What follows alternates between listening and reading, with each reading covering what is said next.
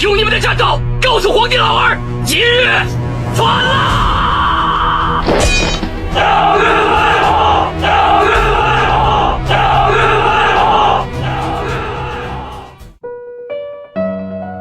小侯爷，若食了，2天后便会身死。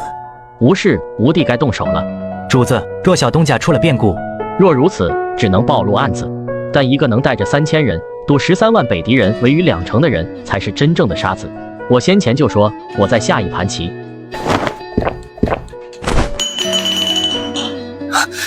我这些年一直在想，是否墨守了成规。若我早早回了沧州，这王朝又该如何？我教好凉州王杨9000虎堂死士，敬请各路大将，到最后却只有定远侯愿意共赴国难，直至我身中奇毒。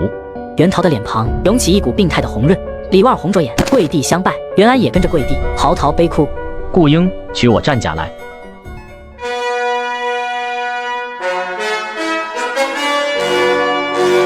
我等所愿为天下太平，如今的光景实则脏了眼睛。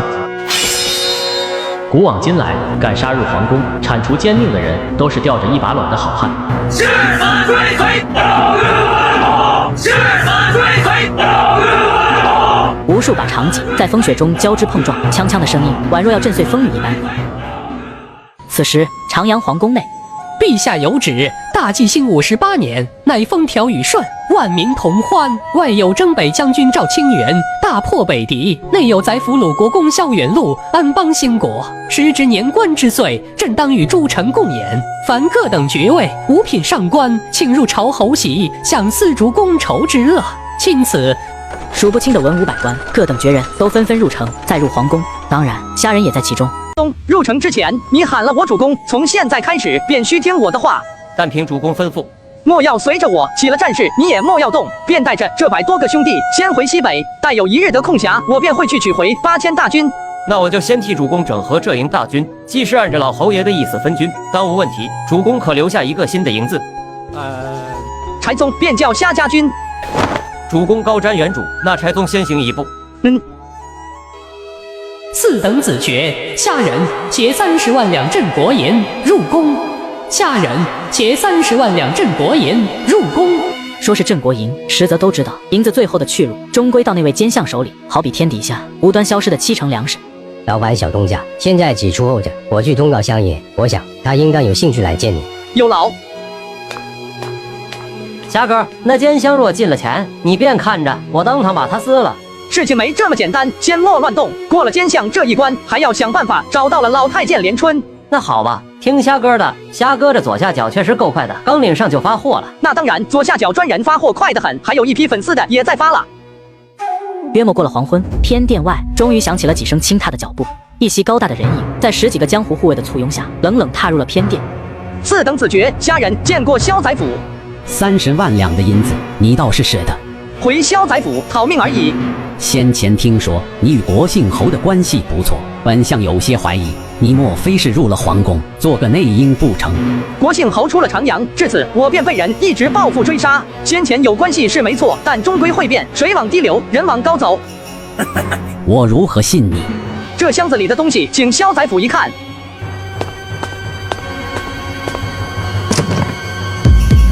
一枚血淋淋的人头直接呈现在了眼前，萧远路一时顿住。相爷，我虾人在内城，好不容易才做大了生意，不想这般被人赶走。这箱子里的便是我虾人的大礼。汤江4大户那边也出了20万的银子，要讨你的命。你们这些卖酒的生意倒是不错，收拢杨父的军资，卖了马匹也凑了许多。真是的，也是了。你不过一酿酒徒，明日去店驿上吃个席。另外，日后酒水的营收，本相每月要5成。相爷，庄子最近的营收并不好，暂时3成如何？5成，不然你便掉头滚出长阳。相爷知晓了。恭喜小东家，今夜现在几处休息，明日便能吃席了。多谢。等人走远，虾人才缓缓闭了眼。虾哥，无事吧？无事。那虾哥，我等怎么做？夜了再说。长阳城外，风雪卷过夜色，冻得一个个巡哨的士兵禁不住抱着身子打抖。也不知相爷是怎的意思，明日便是典仪了，还偏不能入城吃席，那可是88道的黄宴，有天底下最美的舞姬，小陛下还会赏金瓜子。听说有人要反，叫什么清君侧？反个球！这日子多有奔头，谁嫌那谋士造反？长阳皇宫。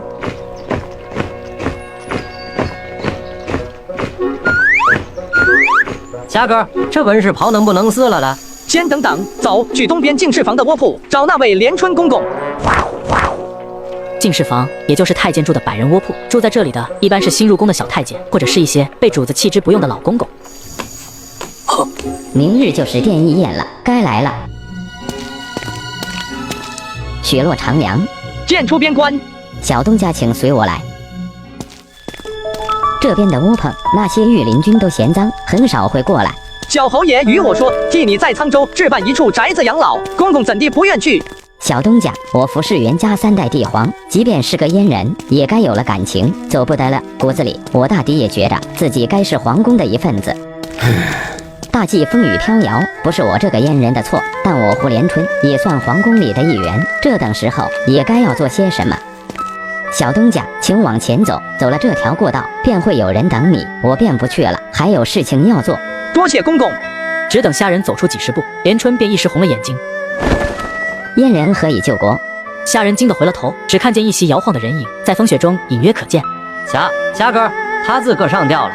下人静默不语，久久才重新抬了脚步，循着连春给他指去的路，沉着脸继续往前。霞哥，我怎么有些难受了？若难受了，杀敌的时候便记着多杀几个。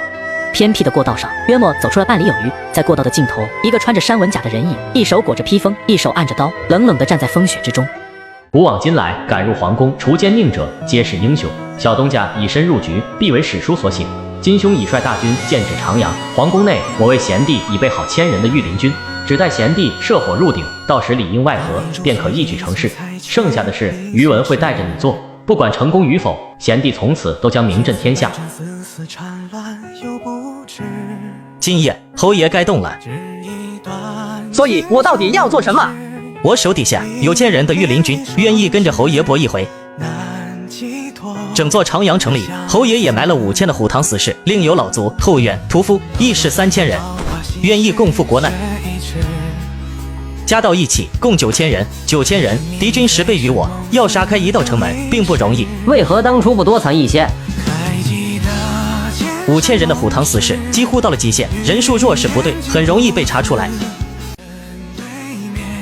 小东家，这里有一件袍甲，你且穿起来。我会带着小东家去到火顶的位置，到时候再请小东家射火入鼎。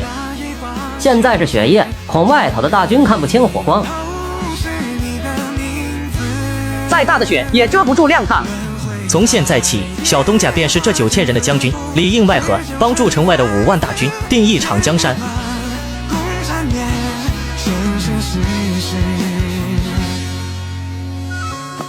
下人微微沉默，他能入宫举事，全凭30万两和杨父老将的人头瞒过了奸相的信任。而另外一个可能，老将杨父的义举，更是激起义士们的悲愤之心，哀兵必胜。不得不说，袁桃把这件事情几乎布置到了完美。风雪之中，此时在虾仁的身后已经集结了数十个的御林军。于文将一支信号箭递到了虾仁面前，而后和数十个御林军一起挡在虾仁身前。穴道上有鲜血，至少有一队的巡哨守军被斩杀当场。请小东家施令，请小东家施令。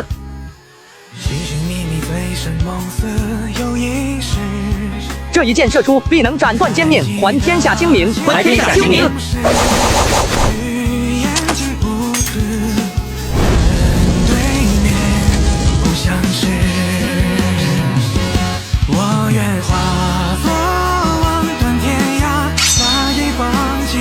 吴地已将大火燃起，他在指引着我们往前。其外敌环视，内有奸臣，朝纲不振，便让这场大火烧尽天下的污浊。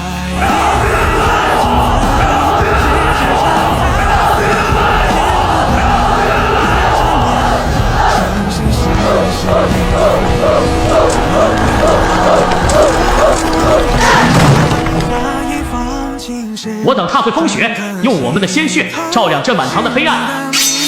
进军！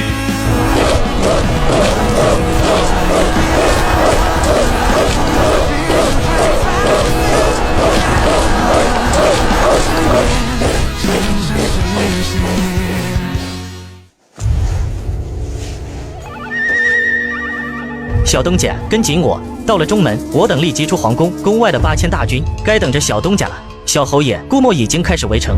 虾仁凝着脸色点头，跟在于文后面，一路避过后头的追兵，约莫过了近1个时辰，才算绕了出来。远远的便看见了2扇巨大的中门。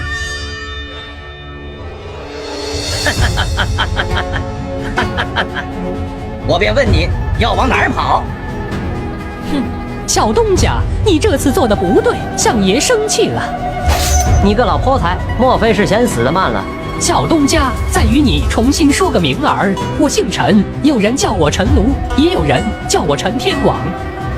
天王变，风自迎。这群杂碎就交给你了，我去杀了那领头的。要动我虾哥，问过我了吗？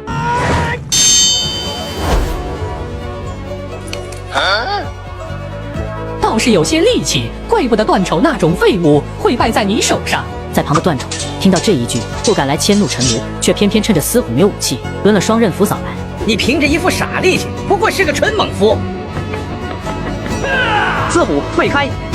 风雪之中，司虎脸色涨红，段丑的那柄双刃斧分明已经斩到了头颅之前，不过半寸的距离，却被司虎双掌一合，死死夹在半空，动弹不得。这是不讲道理。你觉得我杀你需要举刀吗？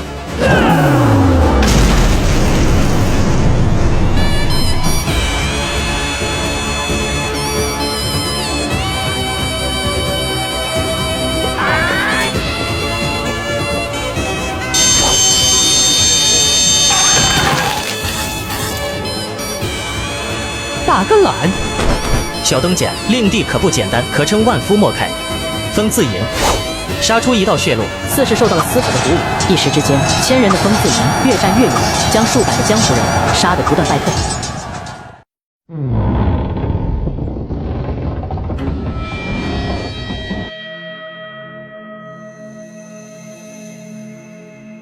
小灯剪围城了，长阳墙后城建，强攻并非上策，这也是间相安稳无虞的原因。将军若要开启城门，最好选取西门或者南门，但这2处亦有众军把守。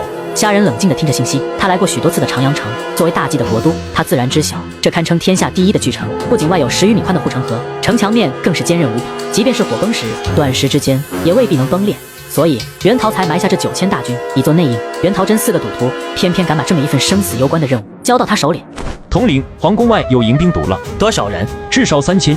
小灯剪，这再慢一些，后头的追兵围拢而来，前后夹攻之下，我们同样也是个死。现在我等别无选择，只能杀出去。于统领再设信号键，结阵，前后列队。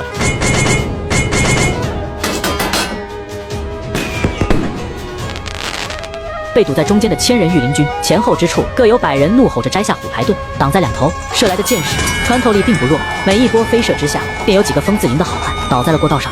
虾仁面色如尘，远没有想到这一次玩得这么大。虾哥有脚步声，莫非又是间乡的迎兵？虾仁抬了头，血色之中发现一大抹的人影出现在了皇宫前的大道上，一个老卒骑着马，率先而至。敢问可是虾仁虾将军？正是。无惧生死，长阳8000断头军随我一起攻迎虾将军！攻迎虾将军！攻迎虾将军！救人夺门，杀！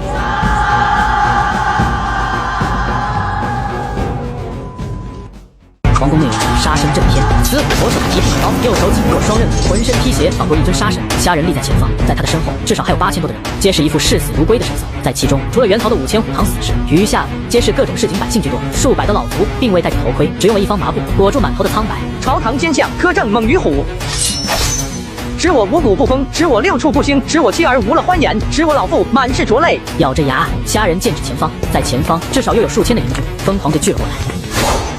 这天下若是污浊不堪，我等便只有仗着手里刀剑，劈出一个万事清明。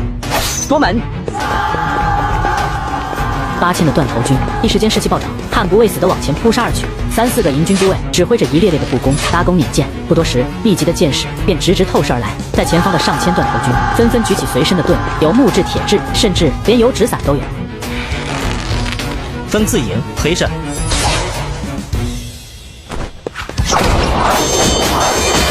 万里山河，城门踏破，像铁马挥金戈，繁华落尽，只剩残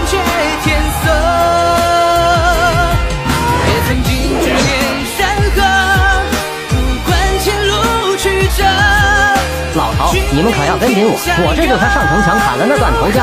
你这胖小子莫要看不起人，我虽老，但也还有着一把力气。也逃不过时间悲欢离合，不为情怀，情人一样永隔。蓦然回首，谁在不舍？正面对就当歌，这一曲谁与我来和？万里山河，城门踏破。相父，是否这那小黄书杀入了宫？朕听见很多人的惨叫。无事，定然是做了噩梦。这大计的江山，生来便是陛下的，谁也抢不走。再过几年，陛下束发之岁，臣下还要帮着陛下挑选一位良妃呢。睡吧，陛下。相父，不若讲个故事哄朕。臣下愿意效劳。待幼帝睡去，萧远路才沉默起了身，重新走出了养心殿外，遇到上等了许久的一人，面色微微不喜。萧宰辅，战事在即，最好莫要再等了，切不可小看国姓侯。这一轮我早候着了。我与国姓侯早年也算相熟，我时常问自己，天下间居然有这般蛮美的人，忠义文武双全，偏又礼贤下士，不管是贪官清官、贩夫走卒，都对这位国姓侯爱戴有加。萧宰辅，你有些啰嗦了。莫急，此一战过后，我应承你的东西自然不会少。暮云州将是关外的第4个王州，你可自立为王。也罢，萧宰辅不急，那我也好生等着。左右城外的国姓侯也不过5万大军，他攻不入。不过，我听说长阳城里有了内应。确有内应，说好听些叫一举，说的不好听便叫天子号的傻子了。臣将有所不知，我真的等了许久，那种感觉就好像小时做了恶事，被吴父发现之后，总会担心着迟早有一天会被抽打。国姓侯于我而言是一根拔尖，我时常会担心他什么时候会来砍我这个奸相的头。便像那一年，他手持上方剑，斩了123位贪官。陈长卿，你当年也跟着国姓侯打过仗，我只问你，你当真不怕吗？哼，萧宰辅想说什么？我既然来了，又有何惧？世人说我是奸相，却不知并非是我误了王朝，而是王朝自误，才有了今日的我。有人视金银为粪土，便会有人为了半枚铜板机关算尽，手握权力。你想要的、想贪的，只会越来越多。试问这天下有几个是国姓侯那样的人？没有的。陈长卿，走吧，我们去把这根大计的拔尖彻底拔了吧。这江山以后如何，该是由我们说了算。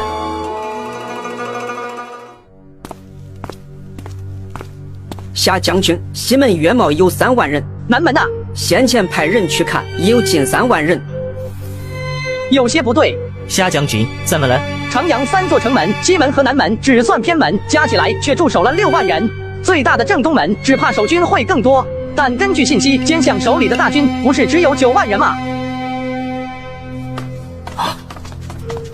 虾人刚说完，在4周围之间，便又听见了一大阵沉沉的脚步声。该死，是那些营军又来了！我等怎办？先离开！虾人咬着牙，有些不甘地看了一眼西门的方向。8000多人的大军，若是被围住，只能是一个死字。虾人有心细细筹谋，但他知道城外围城的源头吃了李万的神药，只能活2天的时间。虾人总觉得自穿越而来，他一直活得很仓促，乱世一片黑。他有心去寻光明，但还未找灯，黑暗已经遮云蔽日了。长阳城的街路4周围间都是迎宾聚拢的声音，约莫8000多人紧紧跟在虾人身后，长刀所指，艰难地杀出一条血路。约有半个时辰，远离了皇宫下的主道，虾人才喘了口气，四顾看了一番人数，心中不免有些发涩。风自营暂且不说，8000的断头军死伤于500-600人，凝着脸色，虾人这才拿出贾周给的锦囊，从里头取出了一卷信笺，便沉默打开。官仓即是官家存储粮食的地方，以烟诱敌，莫非是烧粮？虾人凝着脸色，城外的小侯爷不过只有2日的起活时间，小侯爷一死，这一轮的清君侧定然是士气崩碎，大败乃至惨败。毕竟即便烧了粮仓，估摸着还是有储粮的，而且卖米的也说过，天下7成的粮食都被某些人暗中藏起来了，天底下最大的贪只有那一位。并非真是烧凉左右风雪的天使，也未必能燎成大火，而是以火焰气吸引敌军救援。毕竟国都粮仓、治河等重要的地方，这样一来还能扰乱敌军的士气与军心。余文，事不宜迟，我们现在就去。听小东家的。主子，小东家会怎么做？外头风雪太大，咱们火崩时的威力便会小，再隔着护城河，恐怕崩炸的势头连不起来。我早些时候就考虑了，长阳是一座坚城，再等一夜，你的小婿该在城里相应了。元兄，慕云州的探子刚到，陈长庆调虎离山，暗中带了3万人的大军，蛰伏在了长阳城里。12万了，我猜得到萧远路给他许诺了什么。没法子的，这天下间多的是要往上爬的人。此时城南处，虾仁等人按照锦囊的计策，成功打进了囤放粮食的营寨。虾哥，这得有多少粮食啊？将军，若烧了岂不可惜？并非要烧，这般的雪天，估摸着也烧不起来。将军的意思是，起浓烟做火烧的势头，不管日后如何，有这一份粮食在，终归能让许多人有这一份希望。尔等去拾些柴火，架在官仓附近。遵将军令。很快，一道道的浓烟便在城南的官仓营寨里与风雪裹在一起，遥遥看着便触目惊心。相爷，城南的官仓被乱军攻占了。知道了，你可以去死了。我操！陈长庆，那些傻子闹腾了，杀人逃要紧。你不懂，若是置之不顾，还会有下一个的官仓营寨会被这些傻子烧去。多少人的乱军？约莫1万。领军的是袁陶的人，据说在边关打了一场漂亮的大仗。你的意思让我带兵去绞杀？甚好。小手杀人者赏1000金，封闭将。陈长庆带着本部2万的人马，冷冷往城南而去。只过了1个多的时辰，陈长庆便带着大军进了城南的官仓营寨，浓烟裹满了天空，呛得人鼻头发疼。将军，营寨里无人，若不然，带兵去寻击杀。应当是逃了，却是一群乌合之众，先灭火救官仓。将军，官仓并未起火势，都是浓烟。有敌袭！这些个万军是怎么赶的？陈长庆脸色发白，若放在以往，乌合之众听到有正规军来绞杀，该早早的逃开。将军，外头有埋伏！这小东西倒是小看他了。先前剑香说他叫什么？回将军叫虾仁。列好盾阵，杀出营寨。随着陈长庆的冲杀，于文带着不足1000人的御林军不断在巷子里蜿蜒前行，在他们的身后，数不清的营军怒吼着追剿来。老子们赴死殉国，哪个落了后头？来世再做兄弟。风字营中无一人退却，爆发出阵阵回吼。大街上见着浓烟的翻滚，不时有回援的迎兵急匆匆地往城南跑去。不到半夜的时间，便死了近1万的人。相爷，若不围剿，事情大有不齐呀。那小东家不是个简单的人，陈长庆呢？还在城南一带追着不足1000人的风字营来杀，但那里都是向导。他傻了吗？风字营悍勇无比，借着向导不断侵扰，慕云州的营兵一退，风字营的狗夫便会在后射杀，射完几轮又奔入了巷道里。估摸着陈长庆是动怒，忍不住了。那小东西是想分散守城的兵力，立即去通告城里的各个大营，以配合守城为先，不得擅自乱动。是。半夜的厮杀，最初的8000断头军，到了现在只剩不到6000人，300多的悍勇老卒，死的只剩100人。长阳城内的援军分散，若能1个时辰内抢占西门城关，则大事可期。将军，是时候通知侯爷那边了。发信号吧。城外满脸愁绪的袁陶，在看见信号键之后，面色变得无比狂喜。大军听令，定远侯令你带1万大军佯攻东门，顾英你也带5000大军佯攻南门，以牵制敌军为主。余下者随本侯冲杀西门。给我杀！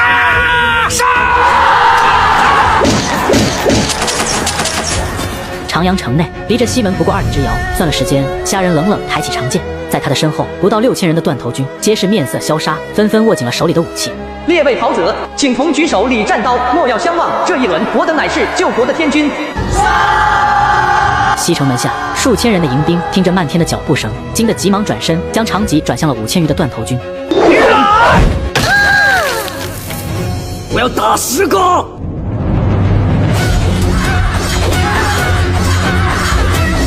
城头上的那位守将见着后方又有人冲阵，脸色已然是彻底发白，想不通到底哪里出了问题，居然被人两相夹攻了。护住城门，切不能让反贼破城。断头军听令，扑杀城墙上的狗军。听着虾仁的话，断头军们纷纷转了方向，扑上了城墙，往那些城头守军杀去。两头前后夹击，越来越多的救国营都已经登上了城墙。同样也有噩耗传来，将军，大事不好，迎宾大军驰援了。果不其然，发现在蒙蒙的血色之中，至少有2-3万人的迎宾疯狂的行军而来。将军怎办？党，若是被敌人援军成功接防，这一场算是白忙活了。随我截断敌人救援。数不清的断头军，甚至有不少登墙上来的救国军，听见虾仁的话，都怒吼着朝驰援的迎宾杀过去。申万不到1个时辰，袁桃就抢了西门。确是。废物，城里的几万迎宾呢？都被拖住了。暮云州那边的人还在追风自营。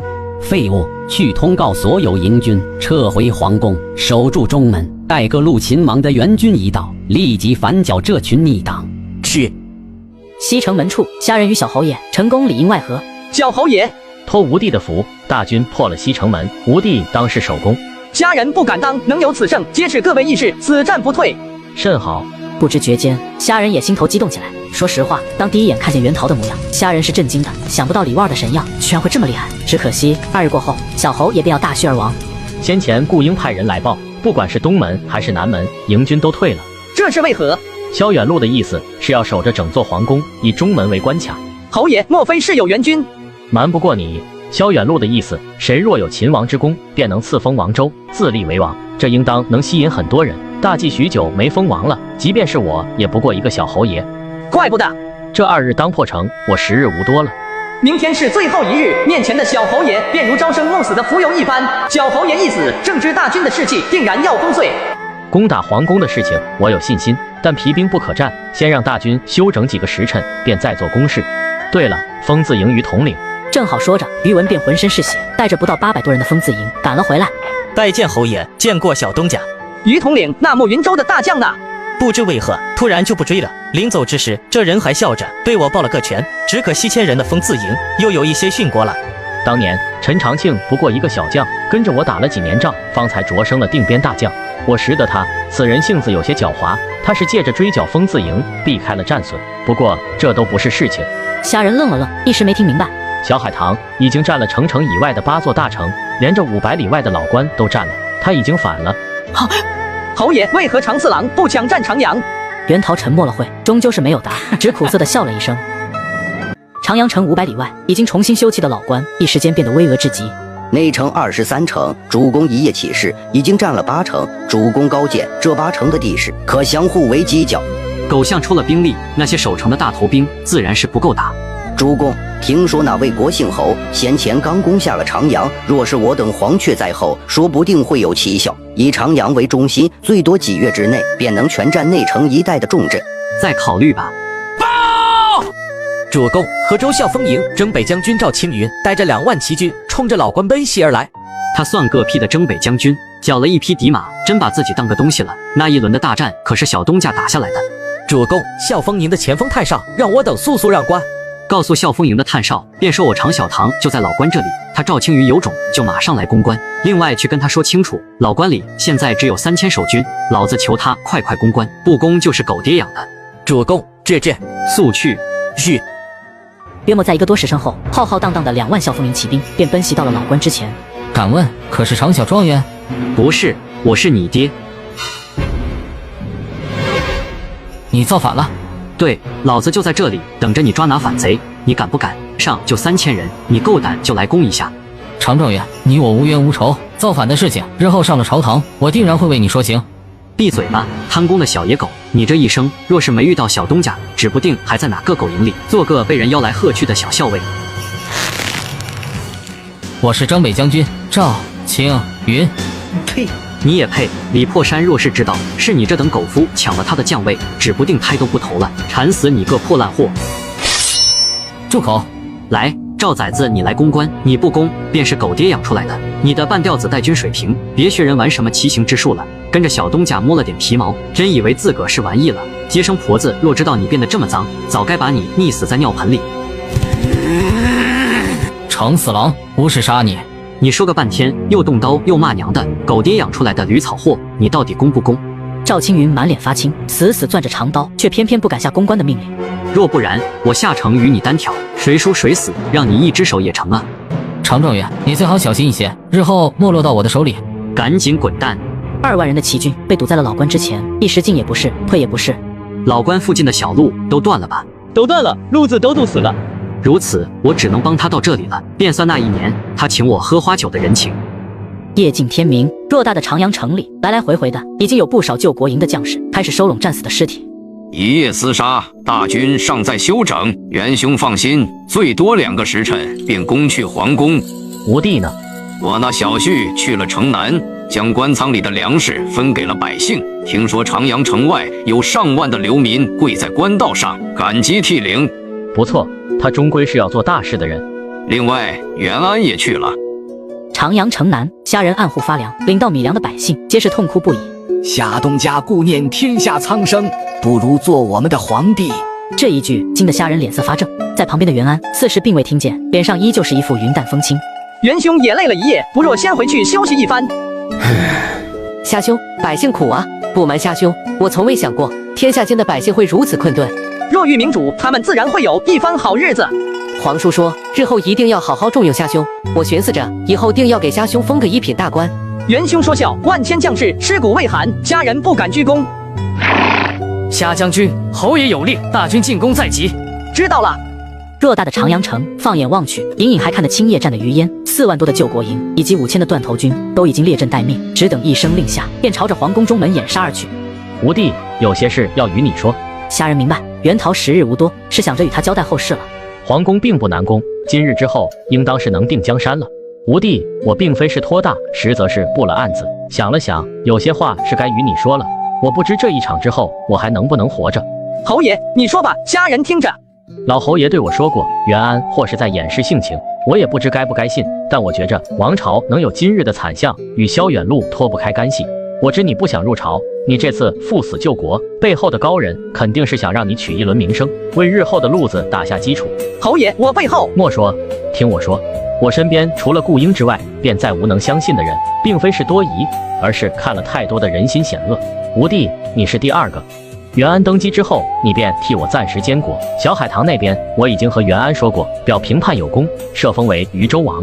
若江山稳固，他自然不会有其他心思。但渝州城离着长阳不远，时间一长定要生变。你替我送一封信给小海棠。其他的定边将不用管，也不用想着萧军。短时之内，这些人不敢有异动。另外，我觉得身子有些无力了。等定了江山，我若是杀不得，你想些办法把陈长庆杀了。陈长庆。陈长庆是我的案子，怪不得侯爷说这次的事情当无问题。先前他一直在保存兵力，并未去守城参战。这便是了。萧远路退守皇宫之后，才是他出手的机会。这件事情，小东家是第2个知道，连你的岳祖我都没讲。侯爷为了今天到底布了多少棋子？侯爷那为何要杀了陈长庆？不是功臣吗？我死了，没人能压得住他。这一出清君侧，实则迫不得已。陈长庆会些武功，你身边的那位虎视当能打得过。虎视便是司虎，信息量一下子有点大，让虾人的整个脑子都有些发懵。剩下的事情我也看不清了。吴地，请留在长阳一段时间，替我监国。这是一份名单，里头有5个清廉之臣，可以为国之臂膀。若袁安扶不起，吴地自可选择。当如侯爷所愿。吴地有无怪罪我，将你卷了进去？并无。我觉着你以后的路或许要很精彩。若阎王肯通融，我定然不愿投胎，还想看着你一步步成长的模样。虾人喉头哽咽，眼角的泪水不自觉地流了出来。吴地，随我杀完这最后一轮吧。回到军阵中，虾人脸色发沉。第一次，他的胸膛之中无比的渴望热血一场。救国军，随我挥王师，杀上皇宫。密密麻麻的行军方阵不断发出怒吼之声，这一场的定江山当是要无问题了。皇宫金銮殿，即便离得还有些远，却已经能隐约间听得清外头的喊杀声。相比起一些老臣的惶恐，萧远路显得无比镇定。陈长庆，你怎么看？不守，等待秦王的援军。只一座皇宫中门，国姓侯若是愿意，用崩时能炸得开。萧宰府说下，我皇宫里可有7万多的大军，还有你的4000的御林军，以及2、3千的江湖人。陈长庆，这一回你打前锋如何？让你的慕云州勇士们撑起第一波的威势。都头，早在入长阳的时候，我便说过了，你不可调动我的大军，由我全权盗窃。你我如今可没有退路了。国姓侯打入皇宫，谁也活不了。这是自然，便如萧宰府所言。相父，朕听说那名莲子小皇叔要带人杀上皇宫了，他这个贼子必然想要谋朝篡位。陛下，臣下已经布好大军，这一次平叛当无问题。相父说的可是真的？自然是真。好，这贼子他一生入不得皇家族谱，死了之后，朕要找10个80御史，把他的罪状都列出来。陛下要开战了。大纪兴58年，这是值得铭记的一刻。袁陶率领的救国军发起了清君侧，为了这一天，他等得太久了。连绵不断的大军从朱雀大道一路打到了正阳门，而皇宫里的慕云州大军此时终于有了动作，纷纷调转了弓箭，对准皇宫里的营军。吾陈长庆愿随国姓侯救国。猝不及防的箭矢让数不清的民兵一波接着一波的倒下，血水瞬间染红了雪道。小侯爷，你何时策反了陈长庆？一直是我的案子，他擢升的军功都是我带着打出来的，不告诉老侯爷是怕人心险恶。小侯爷是信不过陈长庆，信不过，即便是没有陈长庆，我亦会有其他办法把皇宫打下来。这一下，我等真要定江山了。吴帝，去把袁安喊来。虾人何尝不明白，这是让袁安取军功名声，一步一步地扶着上位。皇叔，且让我去救国杀敌。正如岳祖李如成所言，这个未来的新帝是有些太过于表现了。你且看着就行。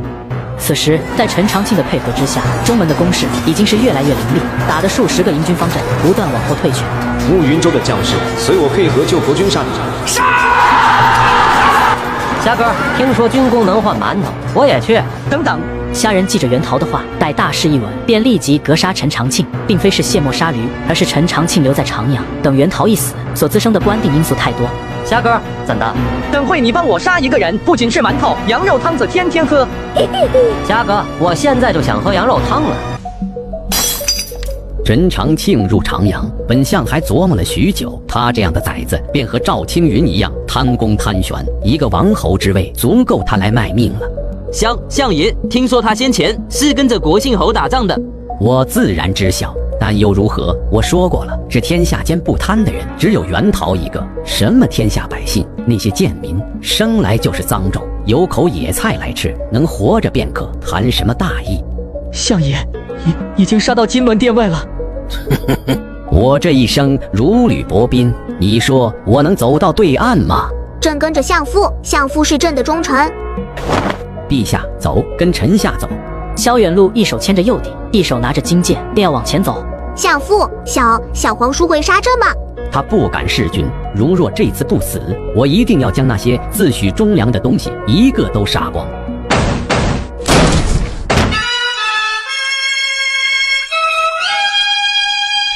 顾将军，这些江湖人要杀吗？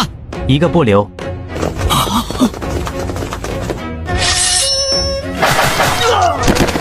萧杂府，你最好莫乱动。你家主子事情成了，你便也能分到肉骨头了。顾英，先退开一些。金銮殿外，小侯爷终于缓缓踏入，声音虽然嘶哑，却无比有力。老友，你我许久不见了。无需见礼，你我不是友人。逆贼，你这个谋朝篡位的大恶贼！陛下可知这几年大纪的百姓过得如何？自然是国安民富，偏偏是你这个逆贼妄图谋朝篡位。若是做个普通的富家子，有这份天真的心性，并不为过。但生在皇室，你顾的可是整个社稷江山。奸党趁机而入，使我大纪山河崩塌。相父，他们在说什么？他们在骗你。对，他们都在骗我，只有相父是最大的忠臣。袁陶缓缓闭上了眼睛，他不敢想，若非是这次清君侧，这大计的设计会变成什么模样。萧远路，此乃你罄竹难书的89道罪状，还有何话敢说？小侯爷，你我争了许多年了，你监国不力呀。小皇帝已经被我养废了，他现在暴躁易怒，还未到数发之岁，便亲手杀了至少20余个太监，也怪不得你那年不肯议和宋岁贡，偏偏要带大军出长阳，满朝的文武都拦不住你。若满朝无骨，我袁陶便是大纪最后的风骨，从未后悔。老狗，你该闭上狗嘴了，莫要惹我一个生气，打碎你满嘴狗牙。金銮殿里，萧远路听得脸色发沉，右帝元禄此时更像是受惊的小兽，蜷缩在后面。殿外，带一身龙甲的袁安走入，萧远路爆发出疯狂的笑声。国姓侯啊，国姓侯，你自诩忠义无双，却依旧是有自己的私欲。陛下还在，这位敢穿龙甲的，莫非是新帝不成？正是。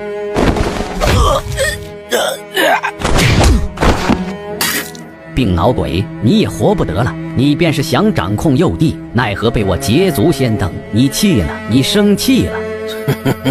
陛下，请过来。袁路脸色苍白，且带着仓皇，犹豫许久，刚要往前，便口吐鲜血。你莫争了，我先前就为了赌他继任我做父，便要齐齐整整的父子二人一起上路。袁桃，你争不过我，你活着时便像个失宠的野狗。惶惶终日，即便死了也是一样。去将吴帝请来，鸣锣整个长阳，2个时辰后斩奸相。虾仁并没有想到，这一次斩奸相的事情，袁桃居然让他来做。当然，他明白其中的意思，是让他取下这一轮的名声。虾哥，寻不着那个叫陈长庆的，听说带人去那些老奸党的府邸，挨个抄家了。先办正事。虾哥，啥正事？斩奸相。不到1个时辰，战事平息之后，许多的百姓听说要斩奸相的时候，整个长阳陷入一场热闹的欢喜之中。斩奸相，今日酒水不收银子。酒楼重新开业，周福更是欢喜的无以复加，连清馆的花娘们也难得大气了一回。今日不收过夜银子，只寻有缘人。听着皇宫外的声音，虾仁脸色沉默，在他的面前，袁桃已经变得越发的苍老。这一次打长阳，我讲过了，你是首功。想了想，这一次斩奸相的事情让你来做。多谢侯爷。我再无东西留给你了。这些年我并未有太多的家资，只剩4000的虎堂死士，你暂且留着用。到时候我和顾英说一声，让他也跟着你。先前在金銮殿里动怒，又耗去了些体力，终归是不能亲自杀死陈长庆的。吴帝，你日后且想些法子。家人明白。吴帝，换件新袍吧，我替你监斩。皇宫之前，萧远路披头散发的跪倒在地，身上不知被多少百姓砸了烂菜叶。袁桃，你敢让一个无名的贼子来斩我，他斩得了吗？我萧远路身高8尺，头如虎颅，我虾仁头顶天，脚立地，你说我斩得了吗？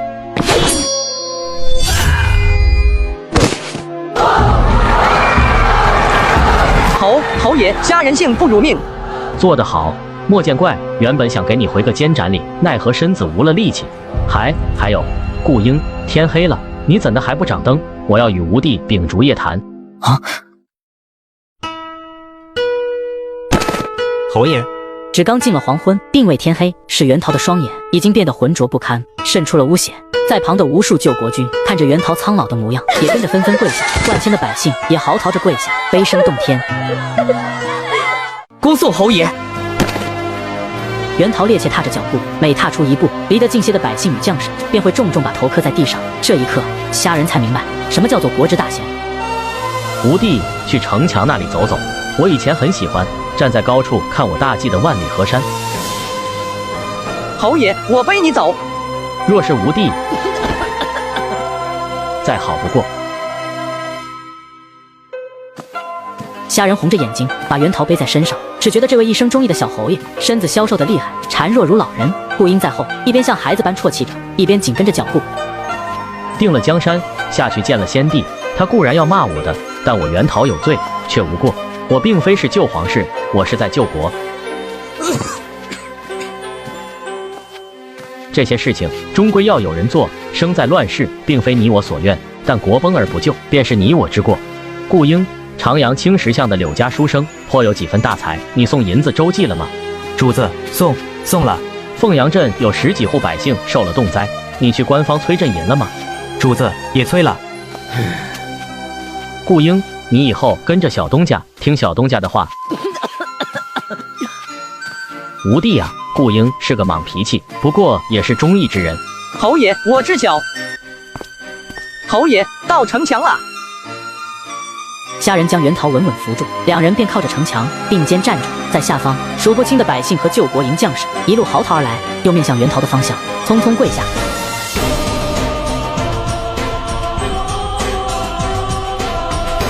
吴帝，我听见哭声了。百姓在做什么？在恭送侯爷。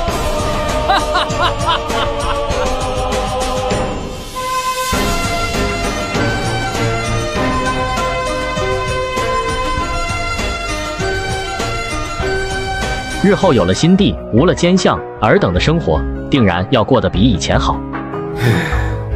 只可惜我等不到登基那一天了。侯爷，我恨不能驱逐北狄，扬我中原之威，又恨不能再带兵出关，复我大国江山。30余年的庸碌，每一步如履薄冰，却救不得天下百姓于水火。吴帝，这些事情我还未做完，便交给你了。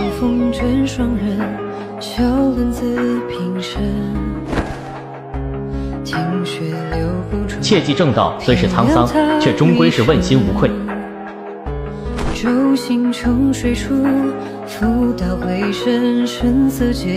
我先前还和顾英说，若有了空暇，想去边关再看一看，吹吹沙风。但我似是累了。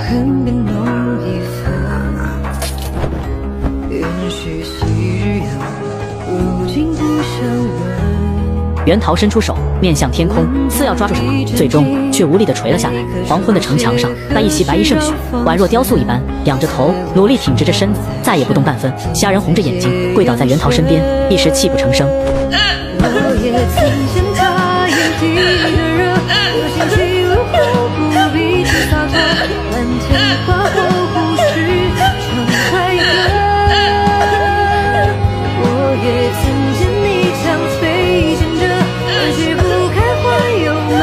恭送侯爷。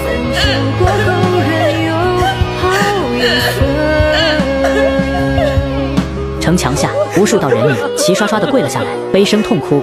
远处清馆的花娘，酒楼里的食客，巷子里的乞儿，都纷纷跪地相拜。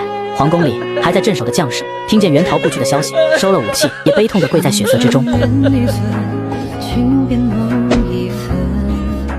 主子，顾兄，且节哀。小东家，主子丧葬的事情要劳烦你了。顾兄，何意？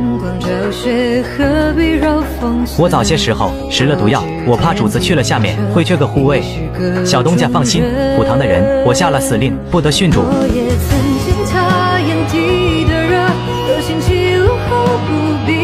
劳烦小东家将我葬在主子的身边，堆个小坟山即可。我想守着主子。话未完，顾英便已一动不动。虾仁心头发酸，苦涩地抬起头，却突然发现天空之上的雪融似要渐渐地停了。恭送顾兄。一片小树林里，神医李万靠着马车坐下，顾不得几个徒子的呼喊，口鼻间有污血渗出。施家为何服毒？拜一场忠义。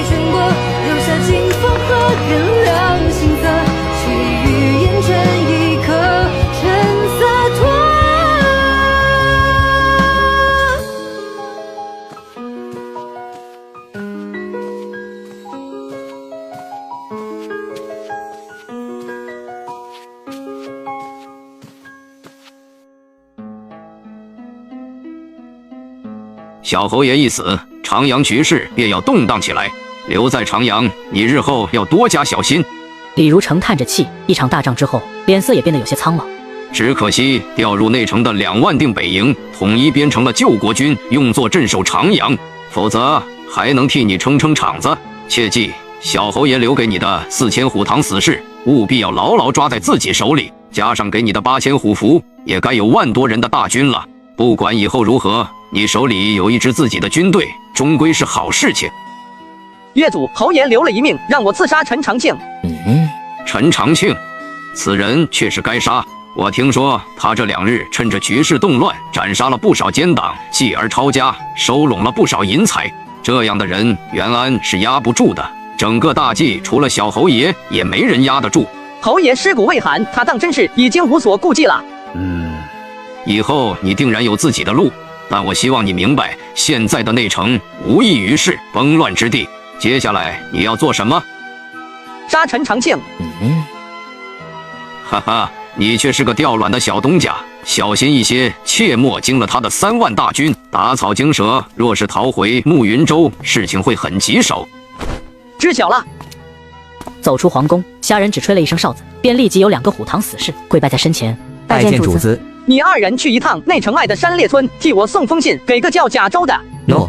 长阳城里已经重新恢复了秩序，有救国营的官军巡逻，有贩夫开始走街串巷，新支起来的面摊儿、陶锅里也开始冒着热气。进了年关，除了气氛热络一些，似是什么都没有变，唯有地上残留的血色梅花以及城墙上的斑驳刀痕，才证明了偌大的长阳巨城刚历经一场血战的洗礼，也隐约间证明了有一位小侯也曾来过人间，用谋略与忠义扶起了整个大计摇摇欲坠的江山。国乱时危到不行，忠贤见死胜谋生，立在风中。虾仁面朝着苍天，稳稳起手拜别。恭送侯爷。